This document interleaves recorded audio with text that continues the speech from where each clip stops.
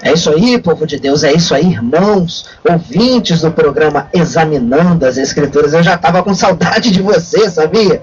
Semana passada nós não tivemos o programa aqui, a rádio estava em manutenção e eu não pude estar aqui, nós não apresentamos esse programa, que é muito mais do que um programa. Eu creio que é um culto a Deus, um tributo de louvor, adoração, honra, e você aí do outro lado está sempre ligado comigo, você que participa, que liga, que me encontra na rua e diz que é ouvinte, você que me solicita visitas, para a gente poder juntos estarmos fazendo esse trabalho aí do reino de Deus. Sabe disso, irmão? Eu sou muito feliz por poder trabalhar aqui para Jesus Cristo, e você também me traz muita felicidade sabendo que é uma pessoa que tem prazer em ouvir a palavra de Deus. Nessa manhã eu pedi ao Espírito Santo que me desse muito atrevimento, muita ousadia para falar com você acerca de um estudo aqui que ontem eu estava na minha casa ali meditando, estudando para poder trazer aqui aos teus ouvidos, e até pela madrugada em sonhos o Espírito de Deus me visitou para complementar aqui alguns versículos, algumas partes aqui,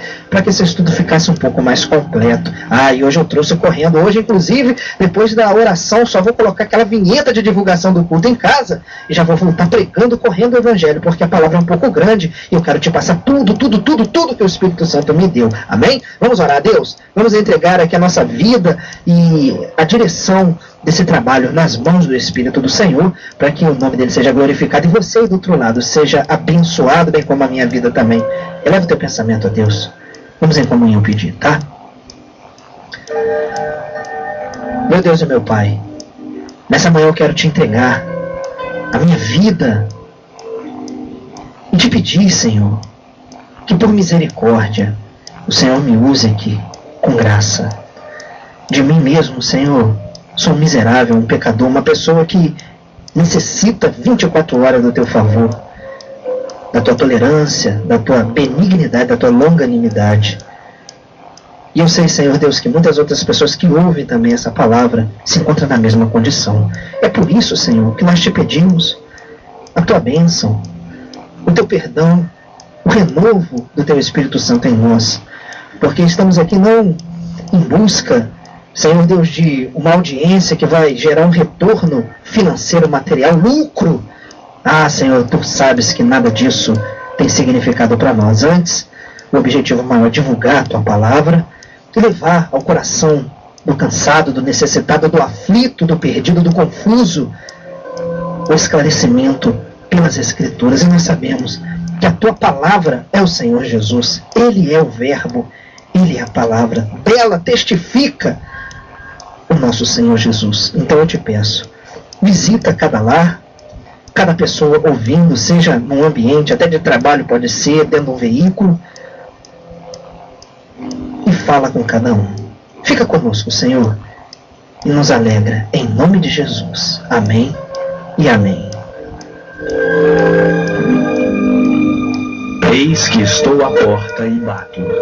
Se alguém ouvir a minha voz e abrir a porta, entrarei em sua casa e cearei com ele e ele comigo.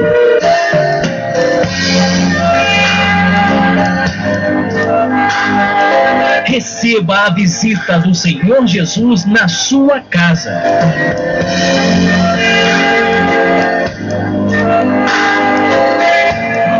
Minha casa é com o Senhor.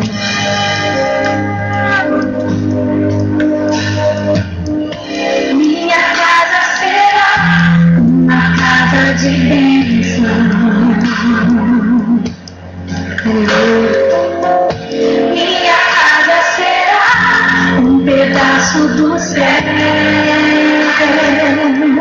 Ligue para 99222-5721 e agende um culto ou uma visita no teu lar. E nós iremos até a tua família.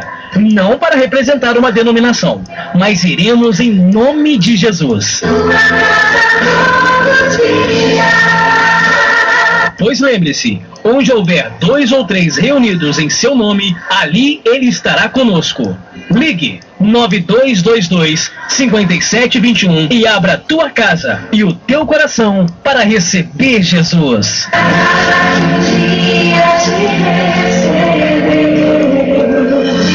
Nunca mais saberá viver sem ti.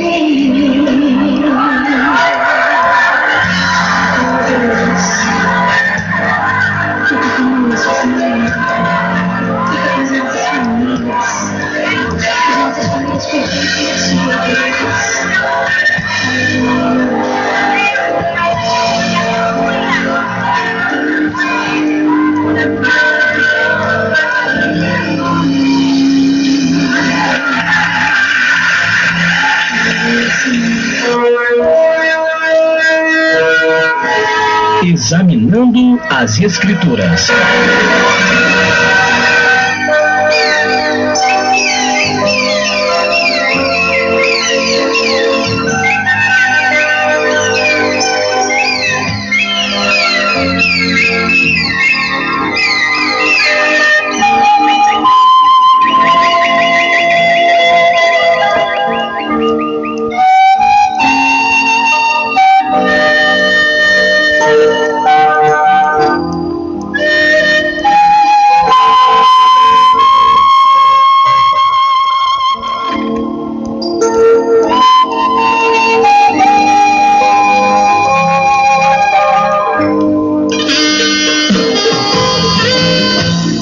É isso aí, povo de Deus.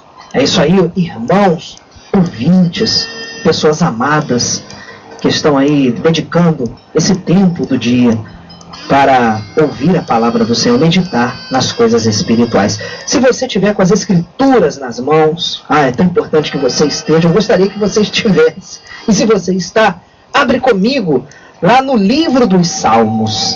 Livro dos Salmos, capítulo é o de número 119. Abre correndo aí. E depois que você abrir no Salmo de número 119, você segura marcado aí e vai lá no livro do Apocalipse, o último livro do Novo Testamento, e abre também no capítulo de número 19. Veja só, o Salmo é o de 119 e o Apocalipse é o capítulo de número 19. Eu quero alinhavar esses 2 versículos, esses 3 versículos, na verdade, que eu vou ler, fazendo aí essa aproximação entre o Antigo e o Novo Testamento, até porque há um complemento nessa leitura, e você vai entender. Eu vou te explicar tudo em detalhes nessa manhã, faço questão. Então acha rapidinho, mas tem que ser rápido, irmão, rapidinho, tá? Procura aí, Salmo 119 e Apocalipse 19.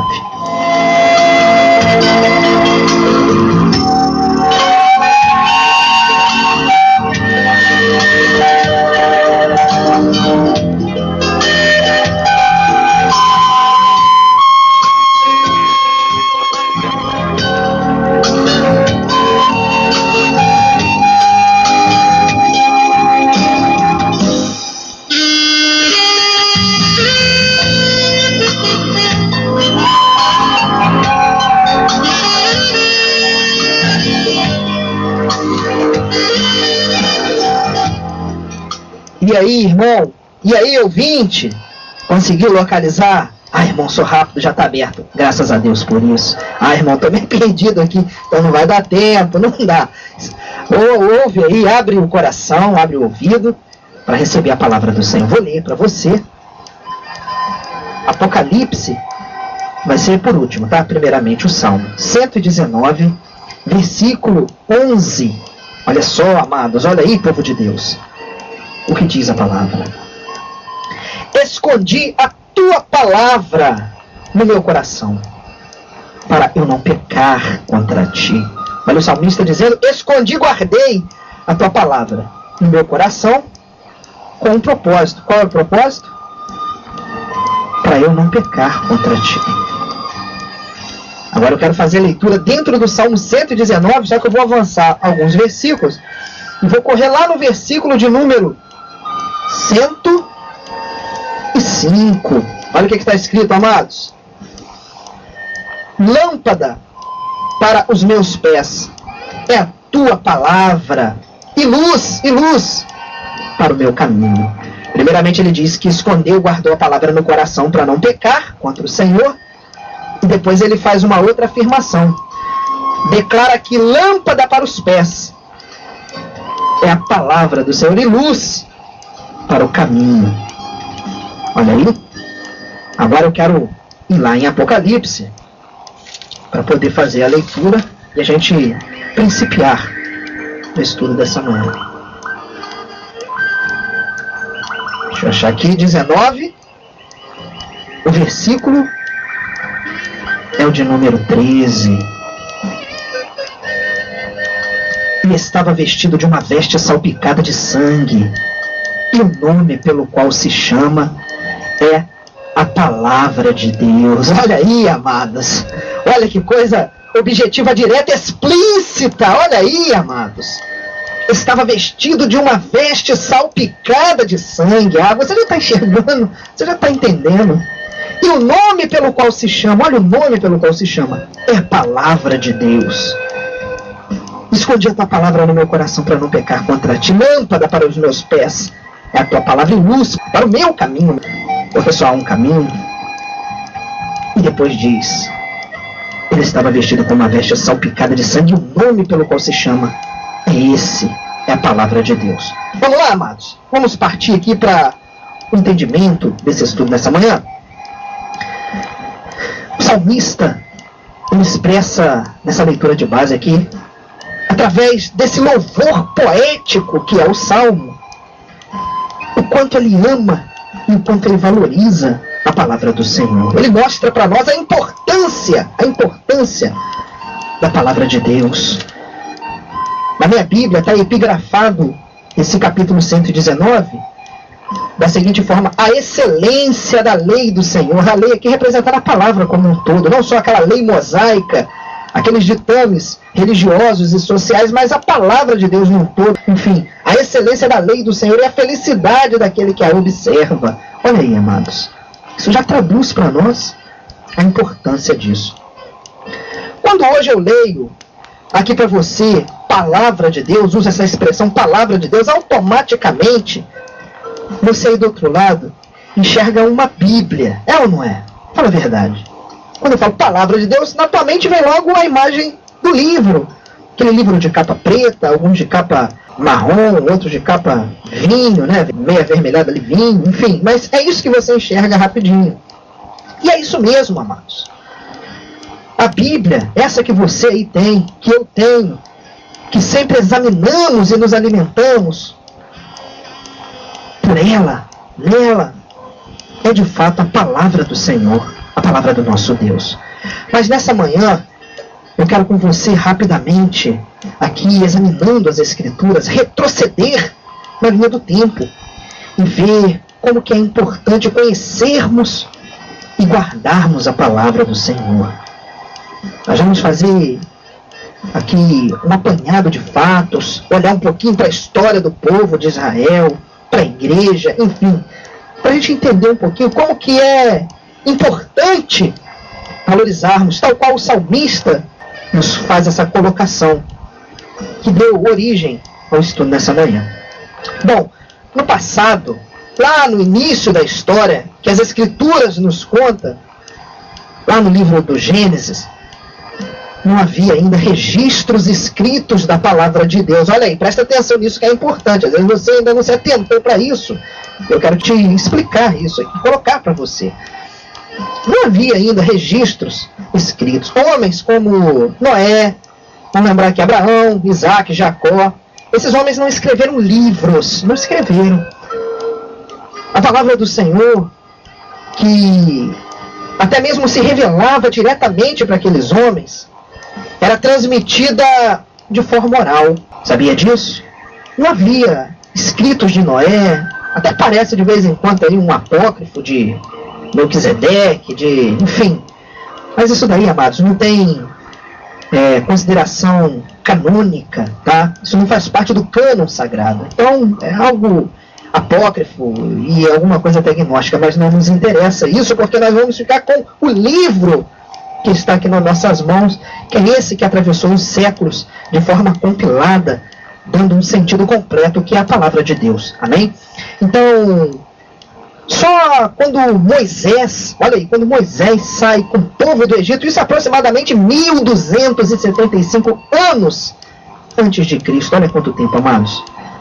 Só aí, a partir desse período, peregrinando ali pelo deserto, é que começa a ser registrado de forma escrita a palavra de Deus. O próprio livro do Gênesis, que contém ali relatos da criação, os episódios do dilúvio, da Torre de Babel, da destruição de Sodoma, Gomorra, bem como a história dos patriarcas, esses que eu falei para você, Abraão, Isaac, Jacó, enfim, são atribuídas até mesmo à escrita do punho do próprio Moisés. O Espírito de Deus teria ali revelado a ele tais fatos, e ele foi registrando, literalmente, para que tivéssemos acesso ao conhecimento de tudo isso. Então Deus havia dado também instruções ao povo que saiu ali do cativeiro egípcio, e várias instruções de ordem moral, de ordem social, de ordem até mesmo alimentar, de ordem litúrgica, enfim, várias coisas Deus tinha instituído ao povo. E Moisés foi registrando tudo isso também, colocando tudo ali na escrita, para que fosse transmitida a palavra, agora tanto falada quanto escrita, do nosso Deus. Eu posso te mostrar isso aqui no livro de Deuteronômio. Presta atenção que eu vou ler para você rapidinho, não precisa abrir não.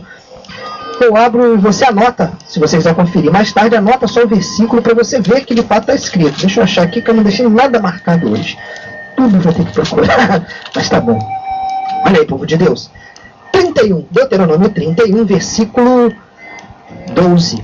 Olha o que está escrito. Ajunta o povo, homens e mulheres e meninos, até as crianças, até os estrangeiros que estão dentro das tuas portas, para que ouçam e aprendam e temam ao Senhor vosso Deus, e tenham cuidado de fazer todas as palavras desta lei. Olha aí, amados, a lei aqui já representando aquele Pentateuco, aqueles escritos que Moisés já tinha feito a essa altura da vida, relatando o princípio, o início de tudo ali no Gênesis, e o desdobramento, que é a história contida no Êxodo, e os demais fatos relatados nos outros livros que compõem a lei. Então, há uma orientação aqui para que o povo de Israel, a nação ali dos hebreus, se reunisse para quê? Com esse propósito, desde o homem à mulher. Olha como é que não havia discriminação, distinção. Todos deveriam ter contato com isso, para aprender. Olha só, para ouvir e aprender, ouvir e reter, e aplicar, porque fazer valer, né? Todas as palavras da lei. E que seus filhos, que a não souberem, ouçam e aprendam a temer ao Senhor. Então o temor vinha através do conhecimento das Escrituras, né? Que nessa altura aqui já havia não só a tradição oral, que era passada, mas já havia também a palavra escrita, que era para ser transmitida ao povo. A necessidade do povo ouvir e aprender a palavra do Senhor. Olha aí, povo de Deus, olha aí, irmãos. Mais ou menos 625 anos depois de Moisés ter escrito o Pentateuco, já o povo tendo passado ali por diversos problemas, adversidades, lutas, enfim. O rei Josias, presta atenção nisso aí, ele consegue se desvencilhar do jugo assírio que estava oprimindo a nação de Israel, e promove uma série de ajuste, né, na sociedade, reformas, inclusive de edifício, do templo de Jerusalém. E foi assim, amados, quando estava reformando o templo, que o livro da lei, que até então, olha que coisa, amados, estava perdido. O povo já tinha se distraído com tantas coisas, se envolvido com tantas coisas, e no meio de tanto problema, tanto conflito, acabou que o livro foi guardado em algum lugar, colocado ali, até talvez para ser protegido de ser destruído, que eram as escrituras ali, a lei, né? E ficou esquecido, ficou perdido. Começaram a procurar, cadê o livro? Ih, não sei, sumiu. Deve ter sido levado na guerra, deve ter sido queimado, incinerado, deve ter sido destruído. E assim ficou um tempo ali sem esses escritos que era considerada a palavra de Deus. E o que acontece?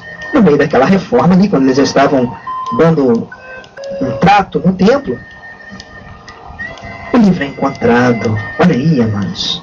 O livro que estava perdido, ele é encontrado. Vou ler para você. Lá em 2 Reis, deixa eu ler rapidinho aqui. 2 Reis 22. Olha aí, amados, presta atenção, atente aí. 2 Reis 22. Então, versículo 8. Então disse o sumo sacerdote Ilquias ao escrivão Safã: Achei o livro da lei na casa do Senhor. E Ilquias deu o livro a Safã e ele leu. Olha aí, amados, imagina o prazer daqueles homens, a alegria. Encontrei o livro do Senhor, o livro da lei que estava perdido. Olha o versículo 10. Também Safã, o escrivão, fez saber ao rei, dizendo, ele foi lá a Josias e disse, o sacerdote Ilquias me deu um livro. E Safã leu diante do rei, foi lá mostrar que tinha encontrado. Versículo 12. E o rei mandou Ilquias, o sacerdote, e Aicão, filho de Safã, e Aquibor, e filho de Micaías, Safã, o escrivão, Asaías, o servo do rei, dizendo, olha o que o rei fala, Ide, presta atenção aí, povo de Deus, aqui é importante, Ide e consultai ao Senhor por mim e pelo povo e por todo Judá acerca das palavras deste livro que se achou, porque grande é o furor do Senhor que se acendeu contra nós, porquanto nossos pais não deram ouvidos às palavras deste livro para fazerem conforme tudo quanto de nós estava escrito. Ele está lembrando daquilo que estava escrito lá em Deuteronômio, para que fosse observado a palavra do Senhor, as orientações, enfim. E ele diz aqui, corre, consulta o Senhor, consulta a Deus, para saber qual é o posicionamento, a postura dele em relação a nós, por causa dessa tragédia que foi o esquecimento da palavra do Senhor. Interessante, amados, porque a palavra de Deus, registrada naquela escritura, tinha caído no descrédito, no esquecimento do povo. E agora, uma vez que ela foi encontrada, veja só, o rei Josias buscava em Deus orientação para reformar aquela nação extremamente já corrompida, espiritualmente falando. E quando ele diz aqui no versículo 13, isso que é importante, hein, amados? Isso é muito importante você entender. Quando ele diz no versículo 13, aqui sobre os sacerdotes consultarem ao Senhor, a gente precisa ter entendimento, tá? De o que era essa consulta ao Senhor, que não era como muitos até hoje em dia fazem de maneira rotineira, de abrir a Bíblia aleatoriamente, a esmo, de maneira a correr as folhas ali e depois marcar com o dedo em qualquer altura da página, tipo um joguete. Olha aí, povo de Deus, olha aí, ouvinte, quem sabe você está viciado nisso aí, hein? Vou consultar o Senhor, e abre a Bíblia ali correndo as folhas e bota o dedo e marca. Você sabia que consultar a Deus não é dessa forma? Isso não é o que os sacerdotes foram fazer. Eu vou te mostrar. Eu vou mostrar para você que isso não é opinião minha, não é Bíblia. Amados, na verdade, essa forma, até que alguns eruditos consideram uma heresia, de doutrina distorcida, deturpada, é conhecida até como bibliomancia. Bibliomancia. Olha aí, amados. Atenção para você não, de repente, achar que isso é assim, que no passado fazia assim. Não era não, tá? Não se consultava a Deus dessa forma. Veja que os sacerdotes consultaram ao Senhor. Eles não foram ali ficar abrindo o livro que encontraram e marcando com o dedo para ver o que ia falar. Muito pelo contrário. Eles foram buscar o Senhor. E olha o resultado, versículo 14. Então o sacerdote Ilquias, e Aicão, e Aquibor e Safã, e Asaías foram até a profetisa Ulda. Olha só, a profetisa Ulda, mulher de Salum, filho de Tikva, filho de Arás, o guarda das vestiduras. E aqui vem explicando. Então eles foram buscar ali ao Senhor, através da vida da profetisa Ulda, que era uma mulher que tinha uma vida consagrada, uma vida no altar. E Deus falava por aquela mulher.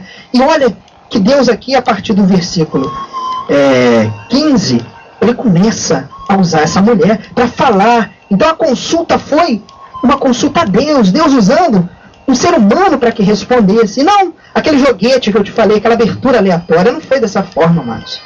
Tá? Entende aí? Para que alguém de repente não venha querer te dizer, não tem que ser assim, e colocar para você como uma imposição. E você agora já é conhecedor das Escrituras. Consultar a Deus é buscar uma resposta direta do Senhor. E existem pessoas, ainda no nosso tempo, que são consagradas ao Senhor, homens e mulheres que recebem de Deus essa profecia e pode falar o teu coração. E existem várias outras formas de se consultar a Deus. A Deus, olha só, amados.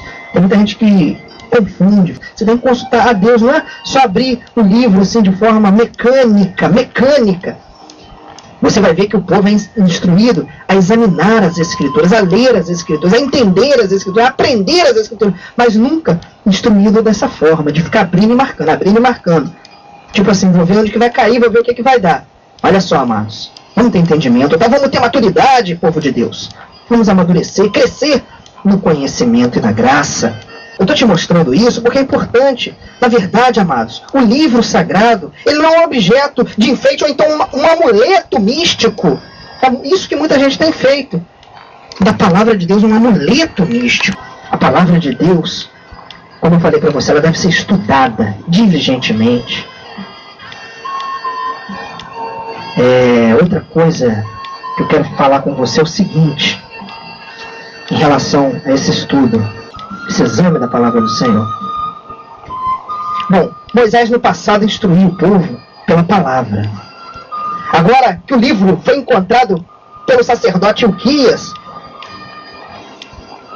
Josias, o rei, faria com que a palavra voltasse a ser transmitida ao povo de novo, para que não caísse no esquecimento. E por fim, no Antigo Testamento, há um outro momento importante que eu faço questão de mostrar para você, que é quando Neemias e Esdras eles retornam para reconstruir os muros e o templo após o cativeiro ali babilônico e da liberação do rei da Pérsia. Isso se dá em aproximadamente 500 anos antes do Senhor Jesus. E mais uma vez as Escrituras tiveram uma evidência na história e tiveram importância. Olha só, vou ler para você rapidinho, lá no livro de Neemias, o capítulo é o de número 8. Olha só, presta atenção aí. Versículo 1. E chegado o 7º mês, estando os filhos de Israel nas cidades, todo o povo se ajuntou como um só homem na praça, diante da porta das águas, e disseram a Esdras, o escriba, que trouxe o livro da lei de Moisés, olha só a palavra, que o Senhor tinha ordenado a Israel. E Esdras, o sacerdote, trouxe a lei perante a congregação, assim todos os homens como mulheres, de todos os sábios, para ouvirem no primeiro dia do 7º mês. Juntou todo mundo queria ouvir, estava com o coração sedento, e leu nela, versículo 3, diante da praça, que está diante da porta das águas, desde a alva até o meio-dia. Olha só, amados, começou cedinho, começou cedo lendo. Foi passando 1, 2, 3 horas, quando viu, já tinha dado meio-dia. O povo estava ali em pé, ninguém reclamou.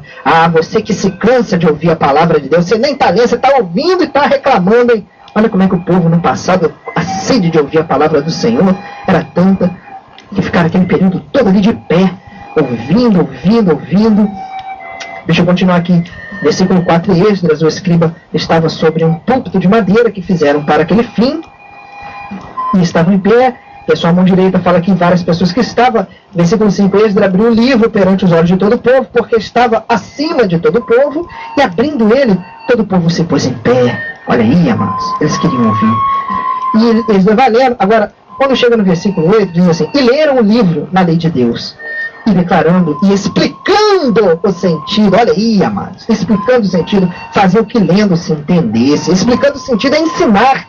Não era apenas uma leitura seca, fria, mecânica, mas era uma leitura ali com emoção, sabe? Era uma leitura com coração e com explicação para que as pessoas também viessem entender o que Deus queria naqueles ensinamentos. A palavra é para ser lida e entendida, amados, e não apenas aberta aleatoriamente, de vez em quando, numa necessidade, correr ali, pegar uma Bíblia e abrir para ver o que vai cair. Não faça isso, não seja viciado dessa forma.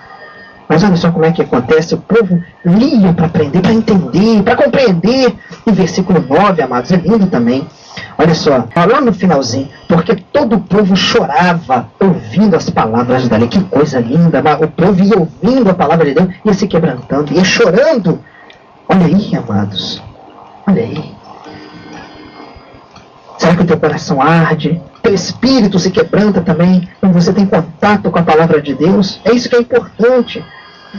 E no versículo 12, para terminar aqui, dizem: então todo o povo se foi a comer, a beber, a enviar porções, a fazer grandes festas, porque entenderam as palavras que lhes fizeram saber. Então, eles foram praticar não o que foi revelado ali como uma novidade, uma invenção, um novo entendimento, nada disso, mas sim o que já estava escrito, explícito na palavra do Senhor.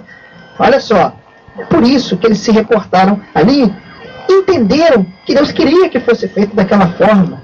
Sabe, amados, a gente tem que ter cuidado com isso. Eu vou falar com você mais à frente sobre isso aí, porque tem muita gente querendo distorcer e mudar o sentido das coisas com revelações além da letra. Isso é perigoso demais. O povo leu, entendeu e foi praticar. Era objetivo, era direto, era explícito. Então não tinha que ficar inventando nada não. É isso, Deus falou isso, vou fazer isso. Ué, por que eu vou ficar procurando novos sentidos e significados se Deus está sendo claro demais? E foi o que eles foram fazer.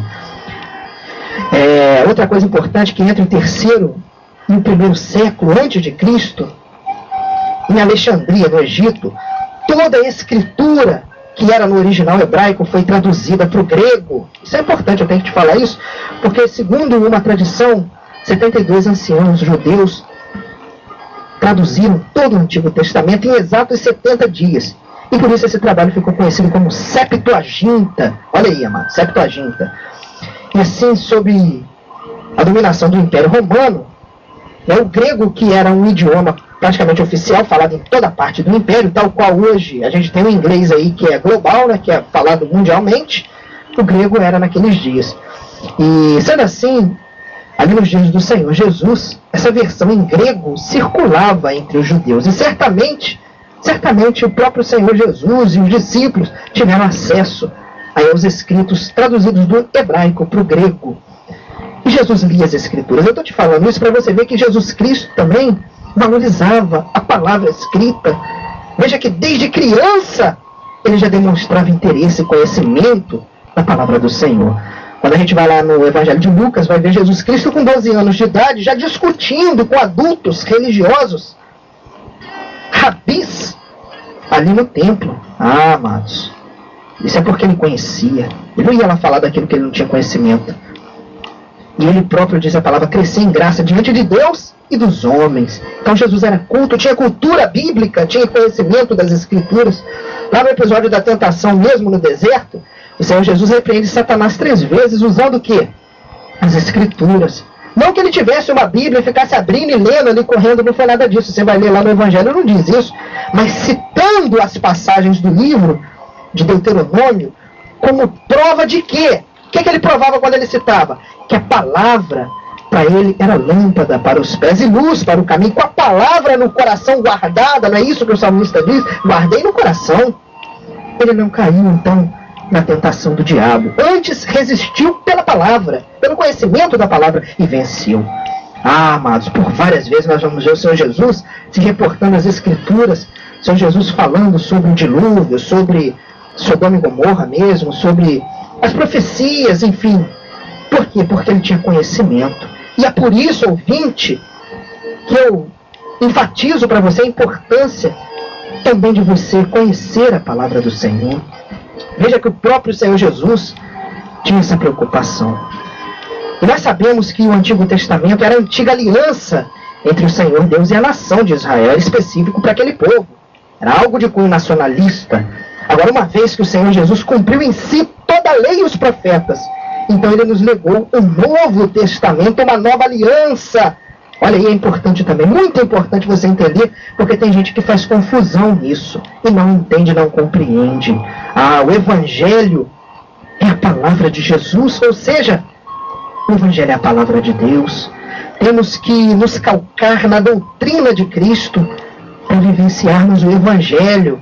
Sabia disso? Ah, você sabia que hoje em dia o Antigo Testamento para nós é para nós enxergarmos o cumprimento de tudo aquilo ali na pessoa do Senhor Jesus. Mas sabe o que acontece, amados? Muitos querem adaptar o Antigo Testamento, a Antiga Aliança, ou seja, aquilo que era específico para os judeus, muitas coisas ali como cultura, uso e costume até, que era destinado aos hebreus, na igreja cristã.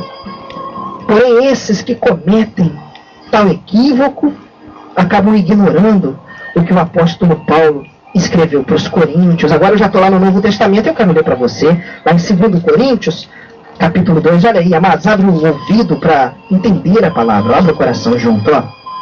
2 Coríntios, só um minutinho, povo de Deus, que é tanta coisa, tanta referência. Deixa eu achar aqui, só um minutinho. Olha só, amados. Capítulo 3, 2 Coríntios, versículo 13. E não somos como Moisés, que põe um véu sobre a face para que os filhos de Israel não olhassem firmemente para o fim daquilo que era transmitido. Olha aí. Mas os sentidos foram endurecidos, porque até hoje o mesmo véu está por levantar na lição do Velho Testamento, o qual foi por Cristo abolido. Olha aí, povo de Deus, o qual foi por Cristo abolido. E até hoje, quando é lido Moisés, o véu está posto sobre o coração deles. O que ele está falando aqui? Que Jesus Cristo cumpriu o Antigo Testamento e nos legou agora um novo ensinamento. Abolido é aquilo que perde a validade, que fica invalidado. Então, o novo substitui o velho, ou não é? Quando você tem alguma coisa velha que não vai ser mais utilizada, você compra outra nova. E isso que acontece, existe um entendimento para a igreja cristã, para os cristãos do nosso tempo, que o Novo Testamento, o Novo Pacto, a nova aliança de Deus, para não com uma nação, mas com toda a humanidade, é Jesus Cristo. É o que ele está dizendo aqui, que muitas vezes ficam ali como Moisés, né? Ou seja, representa Moisés aqui não pessoa, mas representando o Antigo Testamento, a Antiga Aliança. E o próprio Senhor Jesus diz isso também lá em João, no Evangelho de João, capítulo 5, versículo 39. Examinais as Escrituras, porque vocês julgam ter nelas a vida eterna. E são elas que de mim testificam. Olha só, amados. Toda a Antiga Aliança aponta para ele, ou seja, para Jesus. E é assim que nós cristãos temos que olhar para o Antigo Testamento, para vermos o apontamento e o cumprimento profético na pessoa do Senhor Jesus. E olharmos para o Novo Testamento, aprendermos as doutrinas cristãs. Ah, amados, se você for ver os cristãos sensatos, eles faziam isso, sabia? Eles examinavam as Escrituras para verificarem se as doutrinas de fato conferiam profeticamente com os escritos. Você pode ver isso lá em Atos dos Apóstolos, capítulo 17. Eu vou ler para você também. É importante, hoje é muita leitura para ficar completo o entendimento, tá? 17:11. Deixa eu achar aqui. Ora, estes foram mais nobres que os que estavam em Tessalônica, os cristãos da Bereia, ou seja, os cristãos bereanos, que ele está falando aqui, porque de bom grado receberam a palavra, examinando cada dia nas Escrituras se essas coisas eram assim. Olha só como é que é importante você examinar as Escrituras, você buscar nas Escrituras, para quê? Para ver se de fato a coisa é assim mesmo, conforme estão te falando, querendo que você creia. O próprio apóstolo Paulo nos mostra a importância de examinarmos as Escrituras. Quando ele fala com Timóteo, olha só que palavra bonita também, ó. Deixa eu ler para você rapidinho aqui. 2 Timóteo, capítulo 3, versículo de número 16, ó. Toda a Escritura, completamente, toda a Escritura divinamente inspirada é proveitosa para ensinar, para redarguir, para corrigir, para instruir em justiça, para que o homem de Deus seja perfeito e perfeitamente instruído em toda boa obra. Então, olha só, aqui ele não deixa sombra de dúvida de que essa palavra tem inspiração divina e ela é proveitosa para nós. Por isso, amado irmão, ouvinte, nós temos que buscar a cada dia mais termos contato com a palavra. O Evangelho do Senhor Jesus é a palavra que nunca cai por terra. Esse Evangelho é eterno, sabia disso? No Apocalipse, no capítulo 14, versículo 6, João, ele vê numa visão um anjo voando pelo meio do céu, tendo nas mãos o Evangelho eterno. O Evangelho eterno, olha aí, amados, para proclamar aos que habitam sobre a terra e toda nação, tribo, língua e povo. E no fim vai ser assim mesmo, sabia disso? Depois que a igreja for arrebatada, um anjo ainda pregará o evangelho eterno. Hoje não. Hoje cabe a mim e a você fazer isso. Jesus nos instruiu, lá em Marcos 16:15, ele diz: ide por todo mundo e pregai o evangelho. Olha que coisa, amados. Ele não manda pregar o Corão, ele não manda pregar a Torá, ele não manda pregar o livro dos Espíritos, ou o livro dos Mormons, ou as apostilas que surgem. Nada disso. Ele foi enfático, ele foi incisivo, dizendo: pregai o Evangelho, essas boas novas que ele trouxe, essa doutrina que ele trouxe, para mostrar que aquilo ali era suficiente para que o homem tivesse contato, comunhão com Deus. E hoje, amados, nós precisamos ter esse Evangelho, que é a palavra de Deus, assim como o salmista tinha no passado, e era lâmpada para os pés e luz para o caminho. Essa palavra guardada no coração, para vencer o pecado, para vencer as trevas, para vencer Satanás. Enfim, nós precisamos valorizar a palavra do Senhor. E como o nosso tempo aqui já está se encerrando, amados, eu preciso concluir essa palavra aqui para você, eu preciso terminar. Tem uma coisa interessante que o próprio Pedro também registrou para nós, e eu faço questão de ler esse finalzinho aqui para você. Está na segunda carta dele, o capítulo de número 3. Olha aqui, povo de Deus. 2 Pedro 3, versículo 15 e 16. E tende por salvação a longanimidade do nosso Senhor, como também o nosso amado irmão Paulo vos escreveu. Você viu que eu te citei várias coisas de Paulo ali? E ele está dizendo: como nosso amado irmão Paulo vos escreveu, segundo a sabedoria que lhe foi dada, falando disso, como em todas as suas epístolas, entre os quais há pontos difíceis de entender, que os indoutos e inconstantes torcem igualmente as outras escrituras para a sua própria perdição. Olha aí, amados, uma recomendação, uma admoestação. Naquela época já, Pedro havia identificado que haviam pessoas que torciam as escrituras, que desfocavam do verdadeiro sentido.